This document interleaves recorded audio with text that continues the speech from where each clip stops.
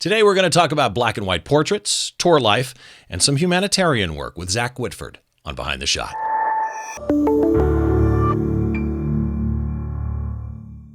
Hi, welcome to Behind the Shot. I'm Steve Brazill. Nice to have you joining us, and I've got a great show lined up for you today. Before we get into it, a couple of quick reminders. As with all the shows, the show notes for this show can be found at behindtheshot.tv. When you're there, just find this episode. I've written a little blurb about my guest. I've got a small gallery of his work so that you can kind of see all the different types of stuff that Zack photographs, and all the links for you to subscribe to the podcast, which, by the way, you can get wherever you get your podcasts in an audio-only format or a video format if that service supports video. For example, Spotify does not support video. Spotify listeners, you're going to have to listen to the podcast. But if you're on Apple Podcasts or something like that, you can get the audio only or the video version of the show. As well, if you're watching on YouTube, show notes are also down below the subscribe and like button, so head on down there. All the links for Zack are there or in the show notes. But again, I've got a little bit more written over at the blog post, so if you head down there, it makes it a little bit easier. So let's jump right into my guest. I'm excited for this one. I may be talking really, really fast today. That's a sign that I'm excited. I want to welcome to the show Zack Whitford. Zack, how are you? I'm doing fine, Steve. How are you? I'm doing really, really good. We were talking in the quote-unquote green room before we went on. I've been a fan of your work for a long time, and what I like about watching your work as you post it, for example, through Instagram, is you shoot a lot of different things, and yet there's a real commonality in your work. You're a documentary photographer based in LA, commercial photographer, event photographer, and music photographer. And I think I want to start with you with that breadth and depth of what you shoot. Do you realize that in each one of those genres that you participate in, the common thread that seems to exist in your work? Well, thank you for saying that. The answer is no, I do not. It's something that it's legitimately a concern of mine. Even yesterday, I was thinking about that, So I'm very happy to hear that. And also just, I wanted to thank you for having me today. It was really refreshing to learn about your concept of how this works, and that we're focusing on sort of I've done things like this, interviews or podcasts, and so many of them are sort of like these gear centric discussions. And don't get me wrong, I can talk gear all day, but yeah. It's just, I really, I appreciate the format. So thank you. But no, I truly am not aware of that. So I'm happy to hear that you think that, because that's very validating to me.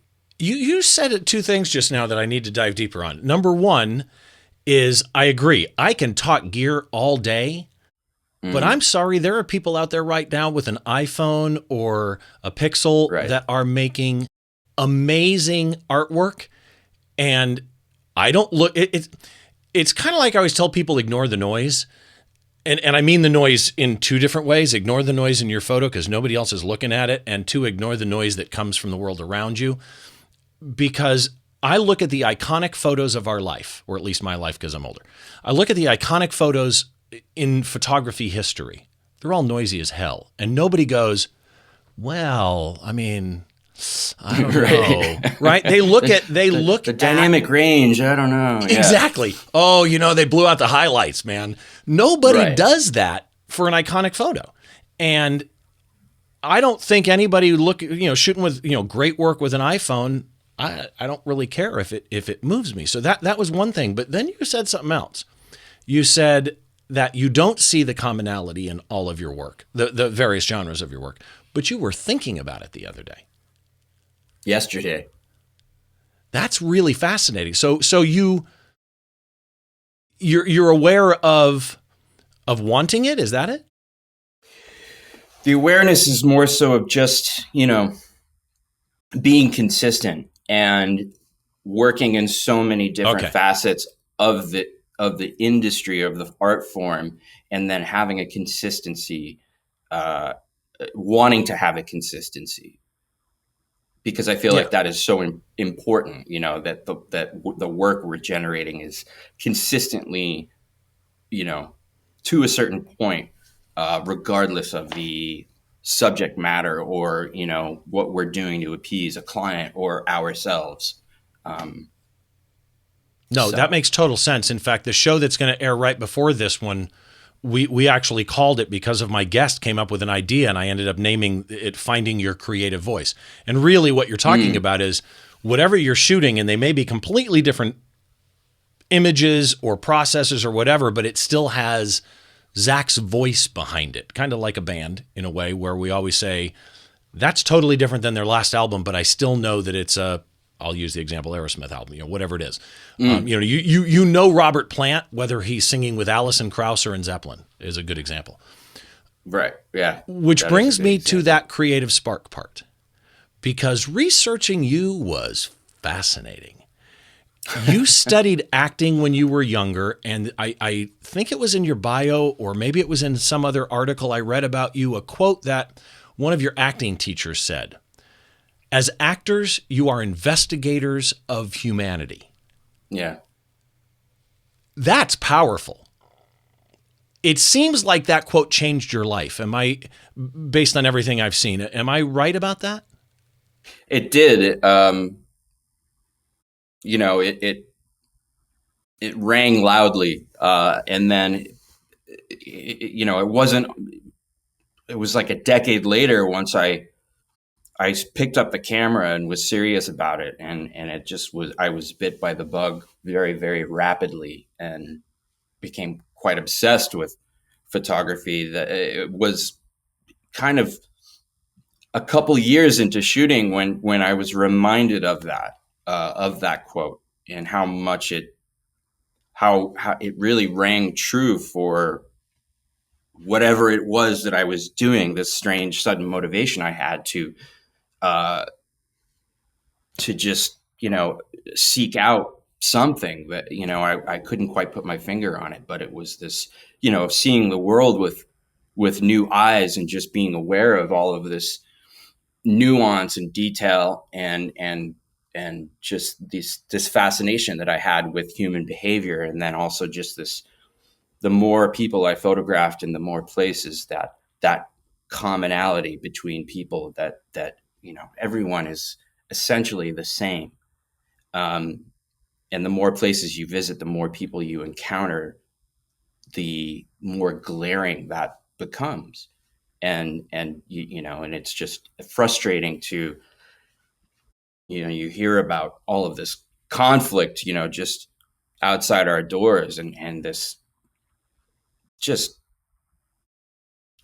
this tribalism that occurs, you know, between people, and, you know, those people that live on the other side of the hill, or, you know, they're bad because they live on the other side of the hill, when, you know, and it's like, well, if you went and spent some time with them, and you'd see that probably isn't the case. And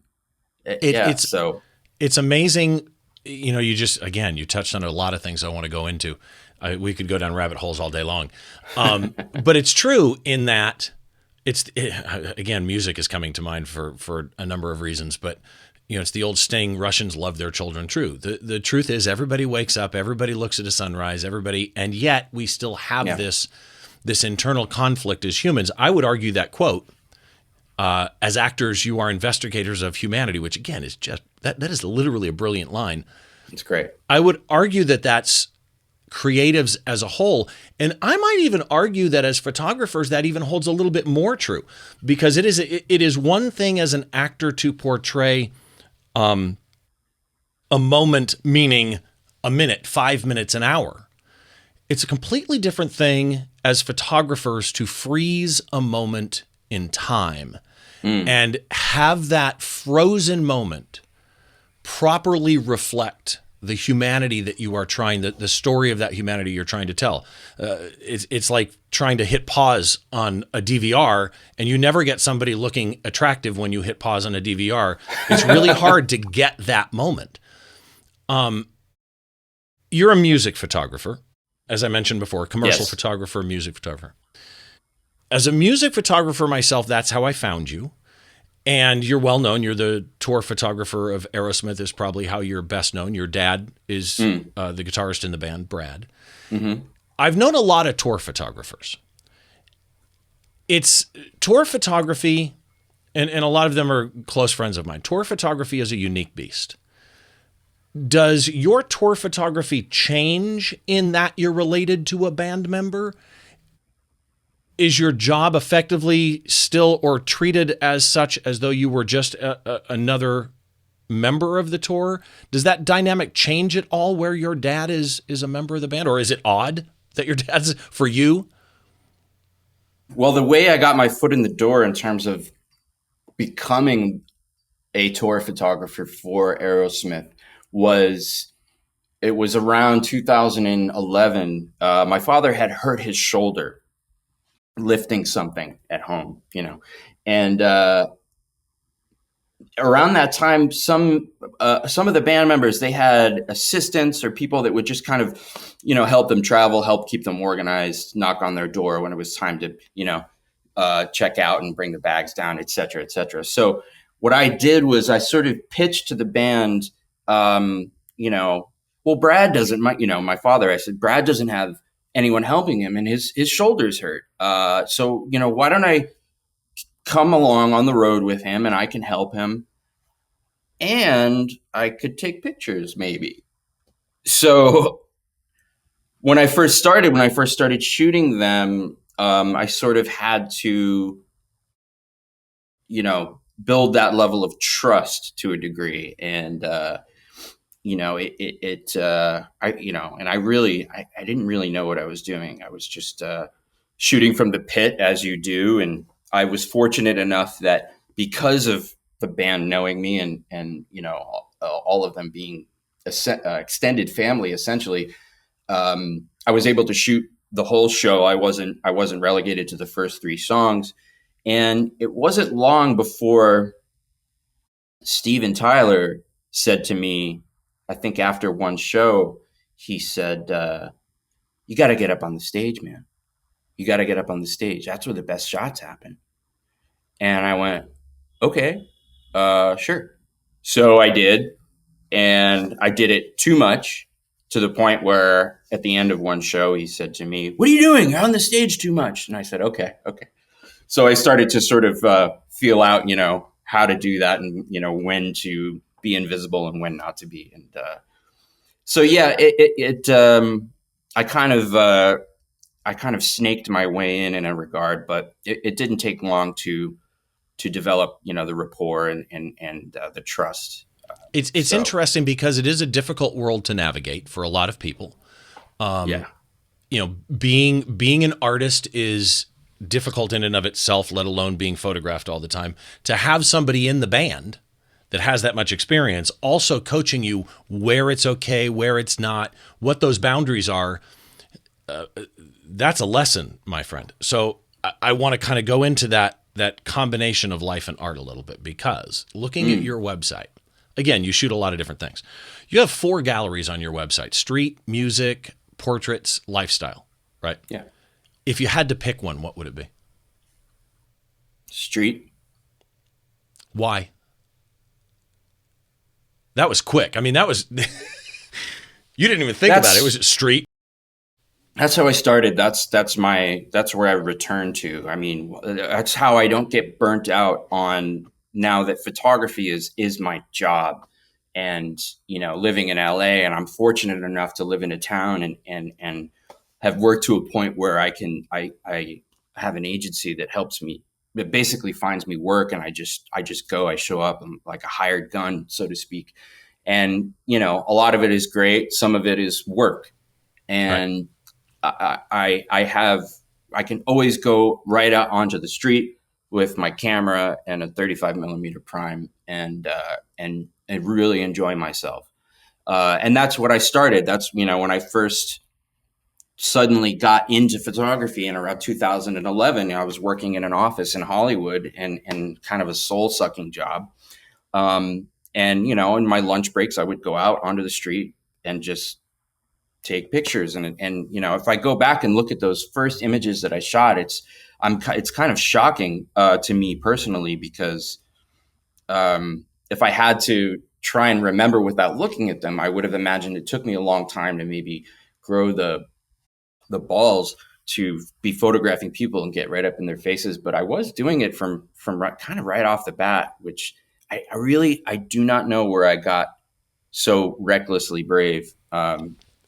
Probably because I had had a beer at lunch or something like that. That helps you, though, it seems like, in some of your documentary, more humanitarian work, which, by the way, your humanitarian stuff's awesome. Thank you. When I look at your travel photography, humanitarian photography, documentary photography, does that circle back to that curiosity about the human condition? Is that what's showing through in that work? Yeah, I'd say, to quote my acting teacher again, as actors, you are investigators of humanity. And to frame it that way, that wasn't more just so like, oh, that's what I am as an actor. It's like, well, that's what I am. That's the thing that I don't know. I love the most. I'm so deeply fascinated with what it is that makes us human, and that we live in this very mysterious place, and we all don't know this one big question, and we all sort of we don't know the answer to this one big question, and everyone just sort of like does their thing, and for this brief amount of time, and almost without acknowledging the mystery of it all. And I like to acknowledge the mystery of it all, and try to focus on that. And and there's so much beauty in those moments that are often found in art and performance art and things like dance, these and music. The fact that, the experience that you can share with complete strangers while you're watching and listening to live music is so unique. It's so powerful. But those moments that can almost be contained into a brief moment that can occur randomly and out on the street. And just those sort of like almost like the cosmic humor that can be witnessed in a juxtaposition that occurs just out in the world in everyday life. And it happens just for a moment. And I'm kind of, I feel I'm like a hunter of that, and it's addictive. You just alluded to something that hit me, and that is a shared energy is really what you're talking about. Like you said, you can share this moment with complete strangers at a concert. My favorite part of any show that I'm shooting is about 30 seconds before the band hits the stage. Because I'm generally in a pit. I'm on stage periodically, but it's not as common as a tour photographer. But I'm a venue shooter too. So, and I have some friends that are in bands, and I get to go on stage because I know the manager of the band, but not not as often as you. But still, when you're in a photo pit, and about 30 seconds before a band hits the stage, there is an energy of the audience knowing it's about to happen, and that energy is infectious, right? It is a shared experience without spoken word, which I love. I think that's one of the most magical things, at least in my life. I mentioned early on that, at least to me, I see a common thread in all of your work across genres. You use angles really, really well. You use leading lines a lot. Again, leading lines, but sometimes the angles aren't the leading lines. It's this weird kind of juxtaposition. You layer a lot in your images, a lot like a landscape photographer. Like you're really, really good in shots where most people wouldn't think about, I want a foreground subject, a midground subject, and a background subject, and yet your shots have them. I'm curious, is that conscious, the way that you use the angles and leading lines? Is it just innate to your to your shooting style and personality, and it's subconscious? No. I mean, I took a painting class in high school, and my teacher was really, really clear with me that I did not understand composition. Really? And I remember thinking, well, what is it? I don't understand. Truly, I don't get it. And I don't know. I feel like I love the idea that the thing that you can usually find in a well composed photograph is actually the Fibonacci sequence, this sort of The spiral. math. Yeah, the golden ratio, this math in nature thing, and that fascinates me. That you take a photo or a painting or whatever, and something about it. It's pleasing to you, and it's the composition.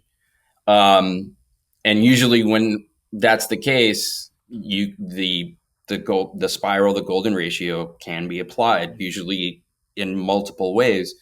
I don't know. It just sort of happens. And a lot of the time, those leading lines and things like that, I'll become aware after the fact. Wow. Aware that they're there. And yeah, I'm pretty, and I shoot pretty quickly. I'm pretty rapid. So it's luck. Granted, you're also, you're not seeing, all the like bad photos I'm taking because I'm not, right. I'm not putting. Yeah. What's the old quote? Don't judge. I got to remember the quote now, but it's something to the effect of, you're seeing everybody else's highlight reel. Exactly. Yeah. Nobody shares the 900 shots they took. If they're smart, right. At least. There are people who do, but if they're smart, they share the 3 highlight reel shots, and you're watching the highlight reel. This discussion of composition really leads perfectly into today's image. Before we get into today's image, a couple of quick notes. First of all, again, you can see this podcast. It is a video podcast in your podcast app if it supports video. Just search for Behind the Shot, and there will be one called Behind the Shot Video. There's also an audio-only version that you can get, again, wherever you get your podcasts. And you can also go to the website, which is behindtheshot.tv, and all the subscribe links for video or audio only are there. If you want, if you're not a podcast listener and you want to watch the show over on YouTube, you can do that as well. Please do head down, hit the subscribe button, hit like, tell your friends, do all of that type stuff that we know and love. And last but not least, thanks to DVE Store for the HD video. Visit dvestore.com for all of your digital video equipment needs. And the last thing I want to tell you about, because this just kind of got locked in, the day or so before I am recording this, I am going to be doing another workshop for Princeton Photo Workshops. It's going to be in April of 2022, and you can find all the information at princetonphotoworkshop.com. And by the way, if you're looking for gift ideas, Princeton Photo Workshop does have gift certificates, so it's a great idea for the photographer in your life. Let's talk about this photo for a minute. This picture, when you and I were picking the picture, there's something inside of me when I have guests on that are really, really well known for genre A. A lot of times people just expect, David Bergman, they're going to talk about a Bon Jovi shot. And it's like, I don't want to do that. So with David, I did a portrait that he did. You're well known for your live music in Aerosmith. I'm like, I want to do something different. And we talked about doing humanity. And then I browsed through your stuff. And I found this. And instantly, this shot moved me on a number of different levels. I mean, it's hard to explain. It still touches on your music background because it's Steven Tyler. Mm-hmm. But it's not a music shot. It's not a live on stage, behind the scenes music shot. It's an intimate, lovely portrait of Steven and his other half, Aimee. Aimee's last name is Preston. Am I correct? Yes. Yeah. So Steven Tyler and Aimee Preston. And when I first saw this shot, it resonated with me. It's funny. We were talking earlier about Ignore the Noise. We were talking earlier about those classic shots.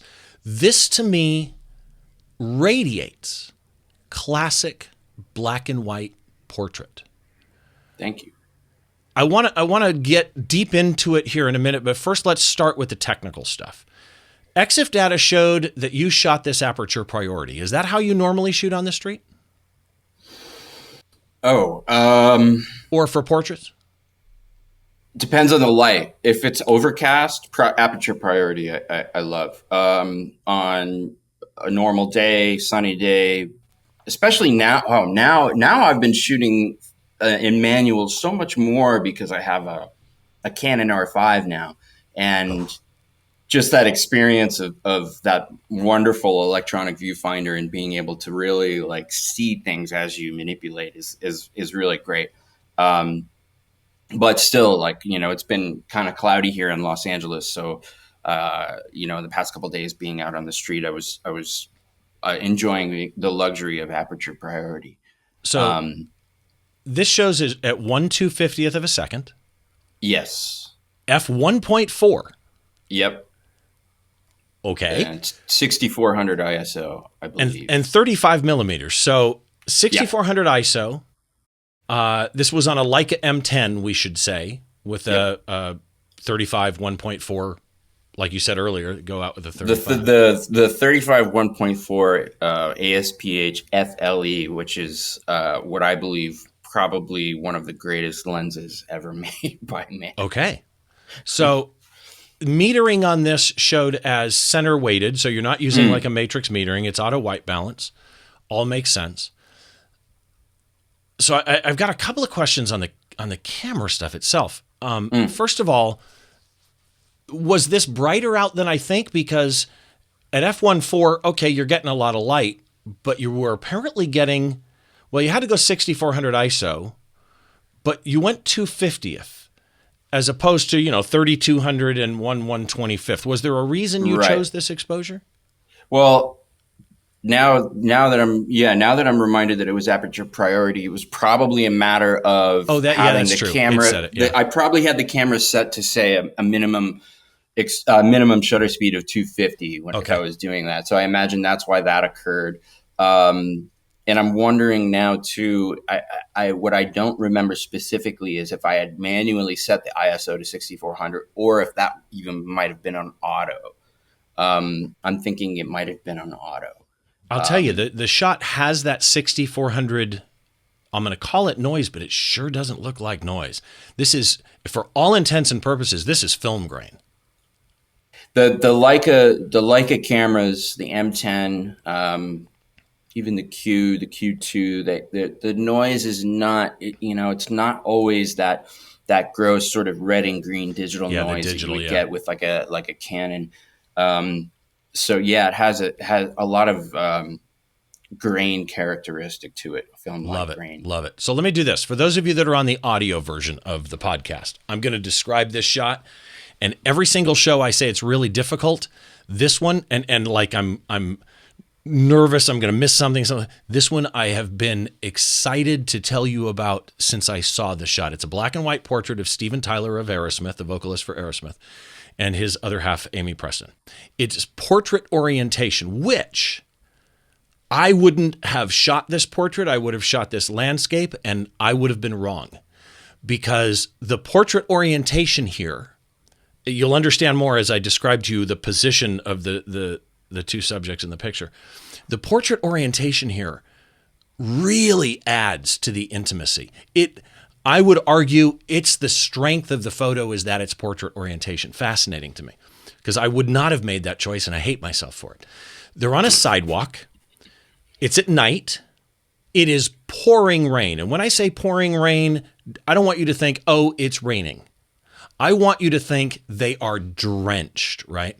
They're on the sidewalk, and if you can picture Zack standing in the middle of the sidewalk of a city, aiming down the sidewalk so that the left and right side of the sidewalk form those leading lines that we talked about before. And that sidewalk disappears. Like, you can see the left leading line against the building that's on the left. The right side would be the street. I think there's a bush there on the right-hand side. And you can see that sidewalk go to the vanishing point just about where their shoulders are. So you've got leading lines leading literally right up to their face. Both of them are leaning in. So Aimee is on the left side, which is where the building is. And the building is all lit up with nighttime lights. Steven is on the right side. They are both leaning in to be able to kiss each other, or, to get closer to each other.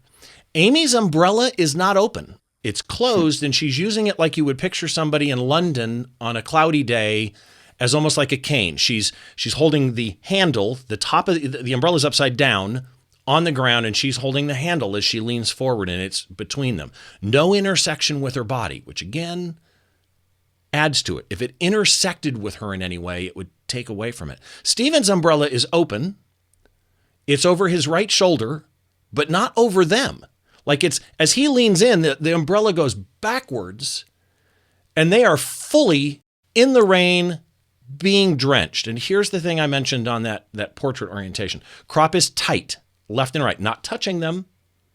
Leaves enough room that they have room to breathe. The bottom crop is just above the knees. The top crop is just above Stephen's umbrella.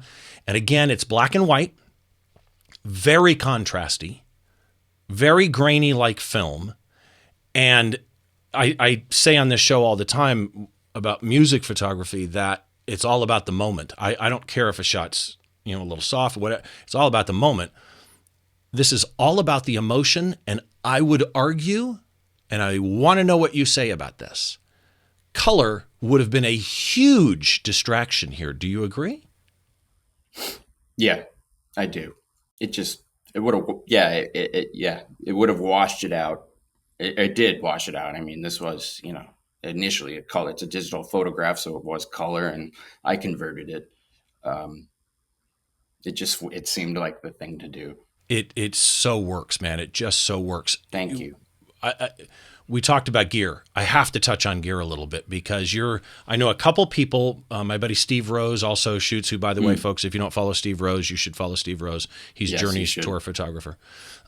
Steve is a Leica fan. And so many people love their Leica.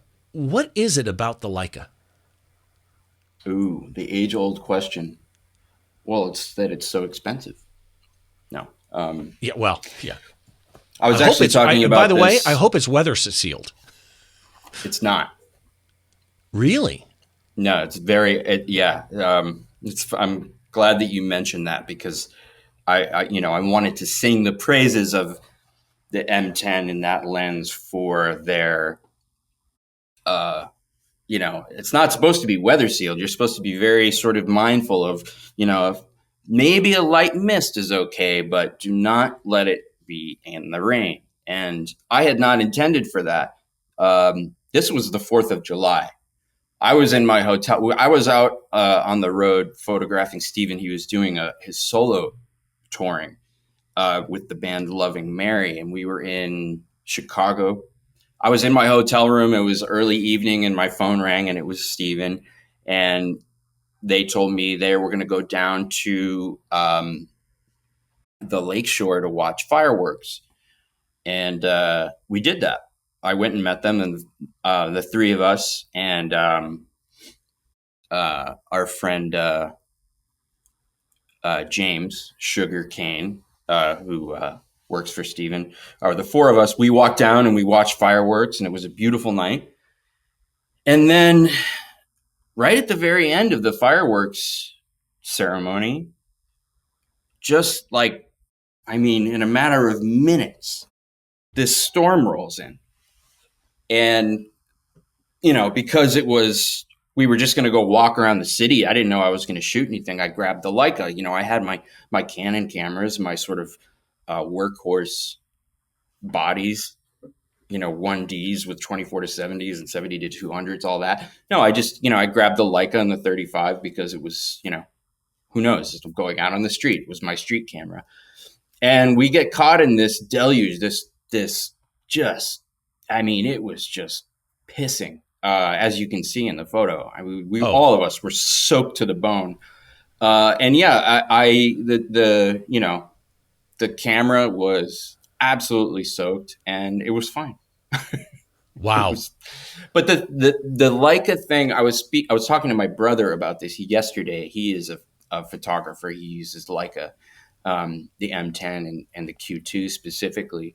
And there's something about the tactile nature of using a Leica, especially an M camera, because it just, you hold it in your hands, and it's clearly it clearly comes from a different time when things were made to a certain standard, and it's heavy, and it's, nowadays you can make a camera that's just as sort of strong and stalwart, but you don't need to use the same materials that they used to make a Leica M camera, like, brass and all this, and Right. and the things that give it that weight and that heaviness.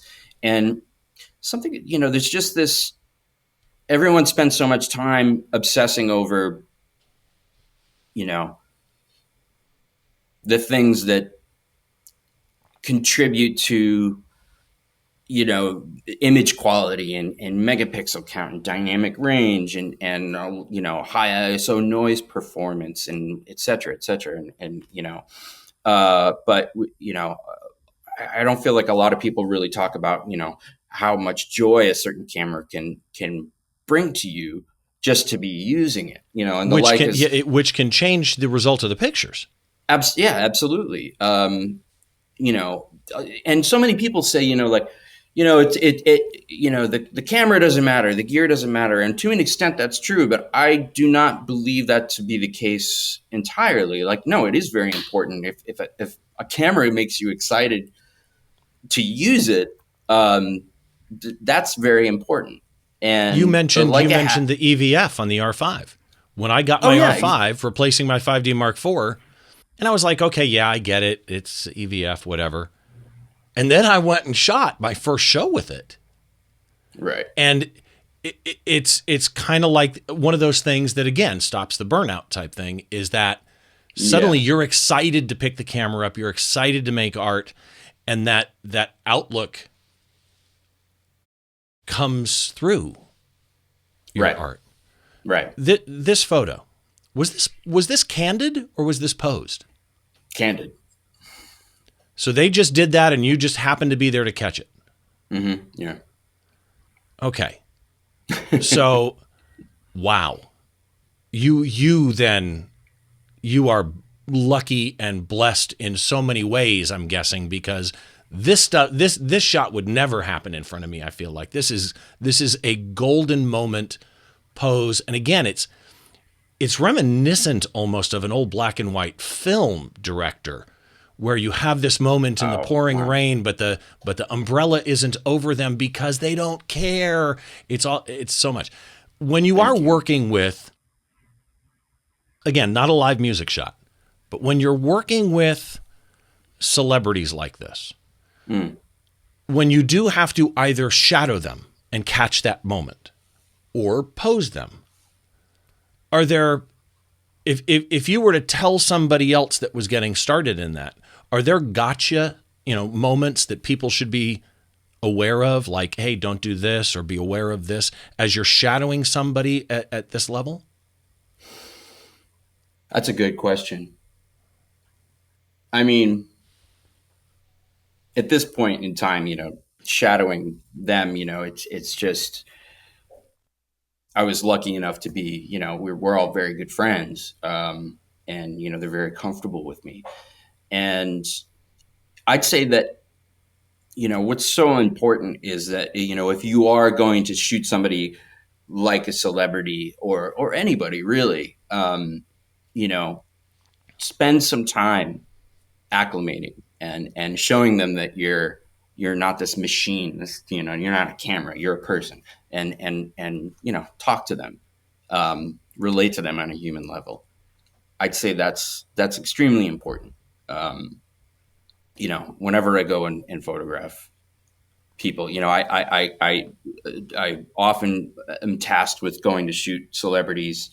Maybe they're getting ready for an award show or something like that, and the designer will have me go and photograph them. But it's, the window of time sometimes is 45 minutes, but a lot of the time the window of time I have is 5 minutes and less, and I still make it a point to at least spend a few moments just asking, how are you? Like, no, really, right. How are you? Okay, so that's a good. This is weird. This is all very weird, and that disarms people if you acknowledge the absurdity inherent in what you're doing. Point out the elephant in the room, as it were. Right.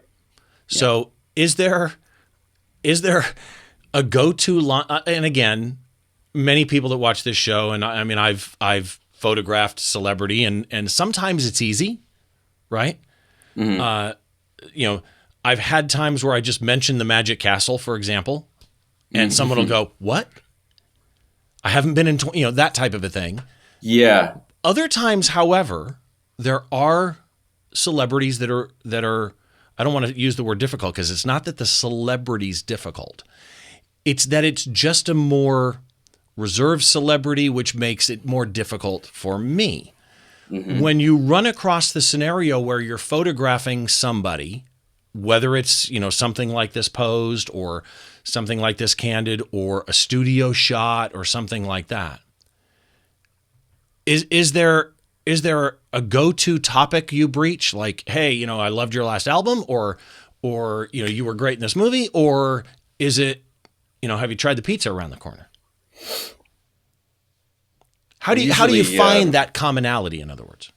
Well, if a lot of the time I don't know who I'm going to be shooting until I'm there. If I have the luxury of knowing who it is, I'll do a little research, but I'll usually just kind of, maybe make fun of them a little bit. Or just act in an absurd manner, say something like, just so you know, you're the last sort of semi-professional I intend to work with, or something to that degree. And that usually just, some people will actually take it seriously for a moment, and then I have to be like, no, I'm kidding. It depends, and it's this energy exchange, and you just have to. I feel like I've been told that I have an ability to sort of chameleon with people, and I can sort of, God, it's an old cycle. I found out after I was aware that I was doing it, that it's some kind of psychological tactic called personality mirroring, I believe, that's taught in business school. And where you sort of try to mimic the person in a way that makes them comfortable because they feel like they're talking to themselves. In martial arts, we tend to call that blending. You blend with them. Yeah. Oh, you're a martial artist? Yeah. Oh, I didn't know that. That's blending. So like, be like water, my friend. Well, it's moving with them as opposed to against them. I actually liked your idea, though, of make a joke out of it. Again, recognize the elephant in the room and just, play on it. This particular shot, the lighting. Did you add any lighting here? No. So this is all natural. Okay, so let me try and guess it. Clearly, the building on the left is bright, lit up, outdoor lights. I'm guessing that's mostly what is lighting Steven's face. Yes. Yeah. There is a little bit of light on his ear and cheek that's facing us, and it kind of mirrors what's on Aimee's face. Was there a street light to the right? I don't know. There was some kind of great fill that was happening, though. Right? I wish I could. Yeah. Because you would think if it was just the building, there'd be these super dark shadows, but it's so even. It's almost like you held a reflector up on the one side. I know. I think that there must have been something kind of over behind me to the left, or even maybe another storefront that was there. Because those lights coming that you can see up in the upper left corner were real hot. It was right. It was a big like H&M or something like that type store. That's where you're getting that light on his forehead and his eyes, and that little bit on his upper left cheek. And on the back of the umbrella, which, by the way, I just thought about this. The light inside, when I say the back of the umbrella, it's inside, but the top of the umbrella, because it curves over him, is dark. But behind his back, the inside of the umbrella is lit up, which gives subject separation of him against the black umbrella. Oh, yeah. Yeah. Wow. So when you're looking through the viewfinder, what are you thinking about the composition on this? I mean, were you just snapping? Were you were you aware of that sidewalk leading line, where it disappeared on them, the building, what? No, I do remember being fully aware of the opportunity that was there for a couple moments, and I remember really trying to slow down and get it. And when you're, it was night, but we're on the city street, so it's not total darkness, but focusing with with a Leica with a rangefinder, where zone focusing works so well for certain things. I put the focus patch in the rangefinder right over their faces and really made sure I got it right on. So I definitely took my time in the couple moments that this was occurring. And, Wow. They were like that for a few seconds, but it was just like, okay, get this, don't miss it. Yeah. See, you just echoed what would have been in my head. Don't miss this shot. Please, God, don't miss this shot. When you bring it back, what software do you use for processing? Lightroom. Okay. What would you have done to this image other than convert, say, go black and white? Well, this one, I put it into Lightroom. And then I think I did do some additional work in Photoshop, some dodging and burning, because I prefer to do that in Photoshop over Lightroom. Well, Lightroom's good for some quick stuff. And I know I burned some of the darker parts of the image to help the contrast. And, I would, something like this, convert to black and white, whether it was either using a preset that I like as a sort of starting point. And, my tastes and my formula changes so often. Nowadays I edit photos much differently than I did back then, this was 2000. I will say the other thing that just hit me was, I don't know what real colors these were, but as we both know, converting to black and white, some colors, that you think in your eye it's a darker color, but when you convert to black and white, it's a light gray. The colors that they were wearing really worked well. Yeah. For a black and white conversion. It's like they handed it, it's like they left the building going, you know what? Zach's probably going to shoot this and convert it to black and white. Let's wear this. Just really, again. Right. Her white shorts, his white and black shirt, the vest. And I think her shirt was the white, and it was like blue with those white stripes, I think. Just so works. It so works. So again, beautiful image. Is there anything about this image I didn't ask that I should have? No, I mean, you really drank it in. You pointing out things that I had not even. It is. I'm not saying this because you're on the show. I said it to my wife. One of my favorite black and white portraits I've ever seen. I really dig this shot. It's fantastic. So, thank you so much. Speed round time. Okay. Answer these as fast as you can when that doesn't mean speak fast, but just whatever first pops into your head. What is your top portrait photography tip?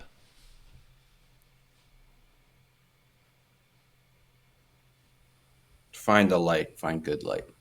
Okay. I'm going to guess that it's going to be the same answer, but what's your top event photography tip? Oh, like the red carpet stuff you do. Clip? Oh, you broadcast a vibe that makes the people in the space want to be photographed by you. Otherwise, you're just a creepy guy with a camera. Right. It's funny. I just had an event job at Staples Center that I had to shoot. And part of me in my head was in concert mode because I'm at Staples Center and I'm thinking, hide in the corners, but it's a VIP suite. And it instantly switched to that where I'm talking to the people, and I had people coming up to me going, hey, do you need a picture with this poster? I'll pose with it. That get you. What's your top music photography tip?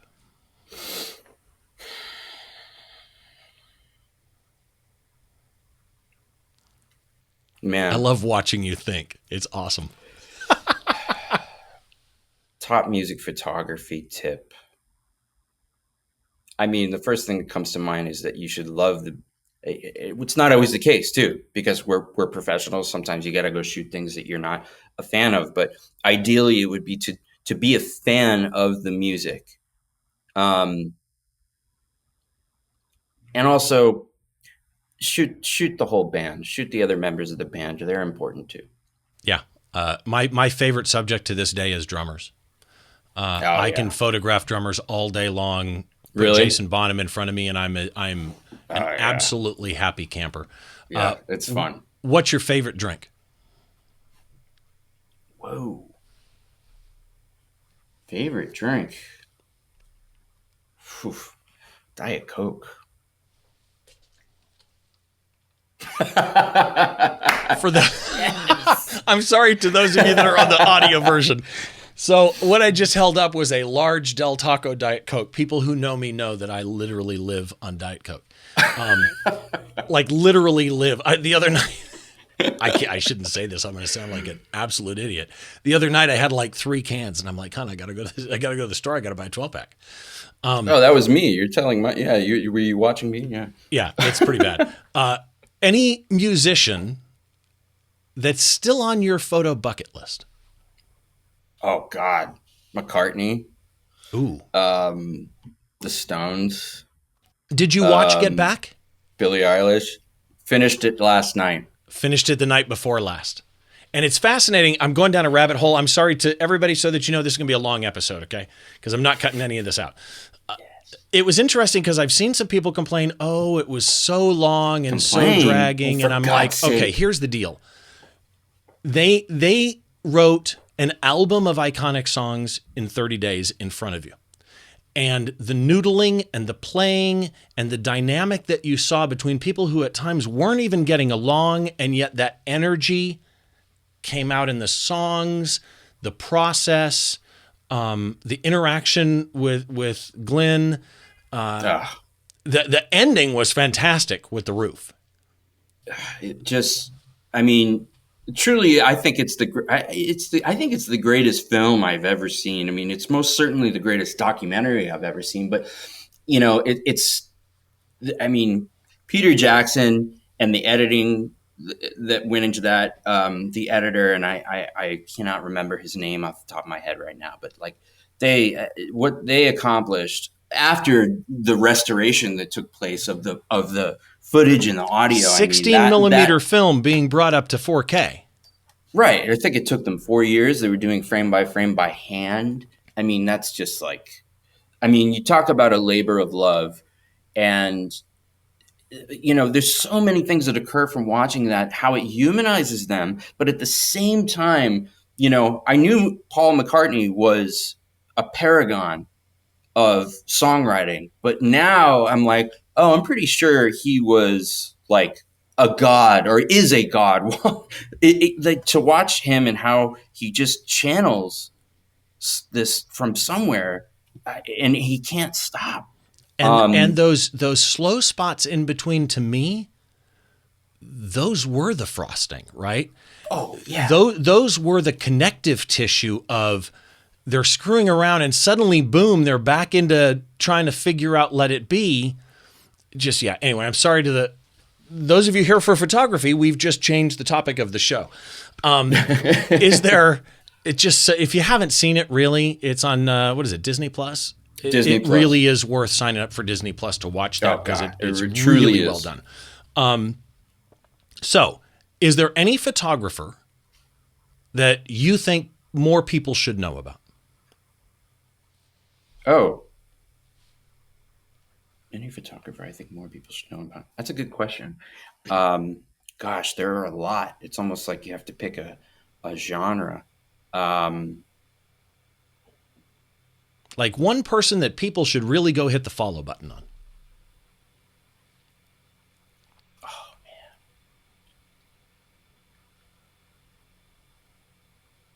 there's this photographer that I don't even know how I found them. It's the first thing that comes to mind, and I think they have a decent following. I'm not even sure what their actual name is. Their handle is Kesglo Kesgl Kesglozier Kesglozier. They're based in England, and they do portraits, I believe, on film exclusively of skinheads, and I mean skinheads in the traditional sort of sense before it was appropriated by far right nationalists. The early scene and they have this incredible fashion sense, and there's still plenty of them around. Does these incredible portraits of them, and then they're not well known, but Ryan Muirhead, portrait photographer that shoots exclusively on film, I've been a big fan of for a very long time. Alan Schaller, street photographer based in England, shoots all black and white. Amazing.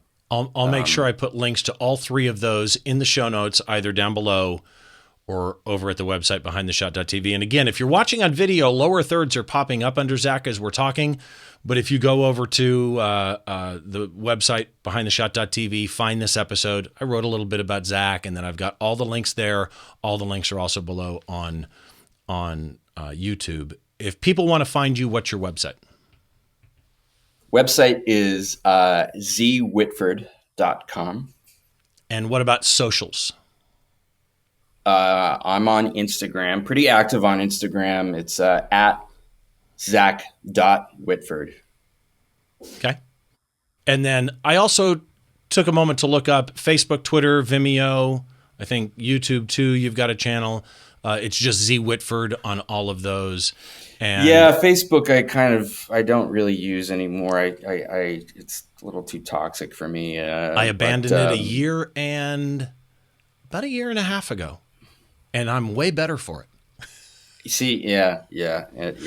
Deleted it from all. Glad to hear it. It's just, it's just like my people that my mom knows arguing with each other on there. Yeah. YouTube, Vimeo. In the past year, I started filming a lot of things. And that's on Vimeo. That's where those things live. So, but thank you for mentioning. Yeah. Believe me, it's absolutely my pleasure. Zack, thank you so much for doing this. Thank you. Can't say thank you enough. Really, really appreciate it. If you want to find Zack, if you want to find his links, head over to the website. It's behindtheshot.tv. And again, all the subscription links are there as well, and all the past episodes too. And if you want to follow me, it's stevebrazill.com. Or if you want to hit me up on social media, Twitter and Instagram. The podcast is at Behind the Shot TV. My personal one is at Steve Brazill. It's like the country Brazil, but 2 L's. So feel free to head on over there and check that out. If you're watching on YouTube, please do head down, hit subscribe, hit like, hit all the buttons. Nothing's going to blow up. You're welcome to hit whatever you want down there. This is Behind the Shot. Please make sure you join us next time when we take a look inside a photographer's mind by taking a closer look behind the shot.